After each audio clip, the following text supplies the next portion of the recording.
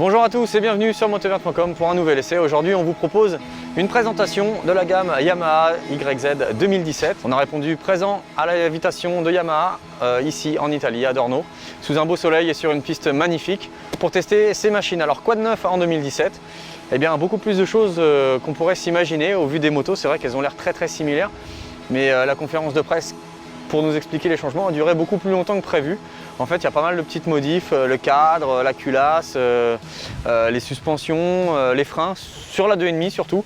La 450 n'a pas vraiment changé et la 125 non plus. En revanche, Yamaha nous a présenté ces kits GYTR qui sont une évolution des kits Rinaldi qui existaient avant, donc qui permet de faire progresser sa moto au niveau d'avoir une moto compétitive, je veux dire, à très haut niveau.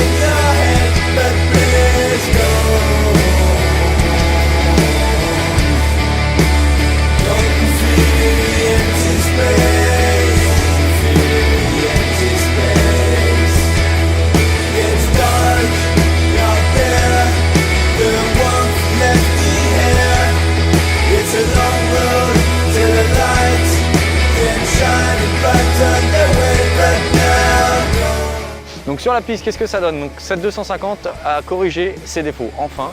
Ça faisait quelques années, peut-être 1 ou 2 ans, 3 ans peut-être, que la Yamaha souffrait d'un petit manque d'allonge.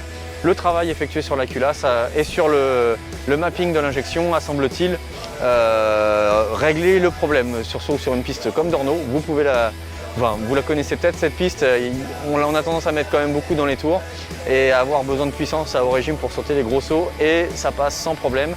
Ça perd beaucoup moins de puissance qu'avant.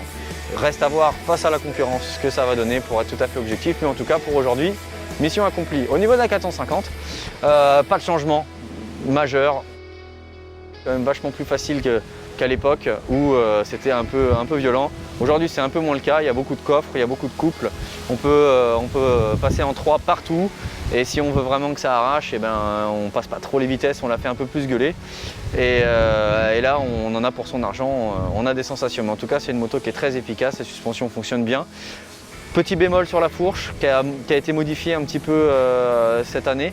La fourche a été unanimement par tous les essayeurs du jour jugée un petit peu trop ferme. Donc on a ouvert entre 5 et 7 crans selon les moments de la journée par rapport au réglage standard. Après, une fois que les motos auront roulé un petit peu plus, peut-être que ce phénomène s'estompera. Mais en tout cas pour aujourd'hui, c'était un petit peu dur. L'amortisseur fait parfaitement son boulot. Et enfin, on termine avec la 125, le jouet de Yamaha qui a été un petit peu relooké il y a quelques temps. Et aujourd'hui, donc pas de changement majeur, mais par contre Yamaha a présenté des kits GYTR qui sont les anciens kits Rinaldi, et on a eu l'occasion d'essayer la moto d'origine et la moto avec le kit, et on peut vous dire qu'il y a quand même une sacrée différence, et que ça fait vraiment ça fait plaisir de rouler avec une 125 qui marche autant. Sachant que ce kit existe aussi pour la 250 et pour la 450. Donc pour la 250 il y a aussi une belle évolution. On a beaucoup plus de puissance à haut régime et à mi-régime, surtout dans le sable aujourd'hui de Dorno, on en avait besoin. Et la 450, pour être honnête, pas vu une énorme différence, sachant que le moteur d'origine à notre niveau, je dirais, de ligue, on l'exploite assez peu. Donc bon, voilà, c'était beaucoup plus flagrant sur les petites cylindrées. J'espère que cette vidéo vous a renseigné sur ces Yamaha 2017, et on vous donne rendez-vous très bientôt dans un comparatif prochainement dans Motovert pour tester ces Yamaha face à la concurrence. A bientôt!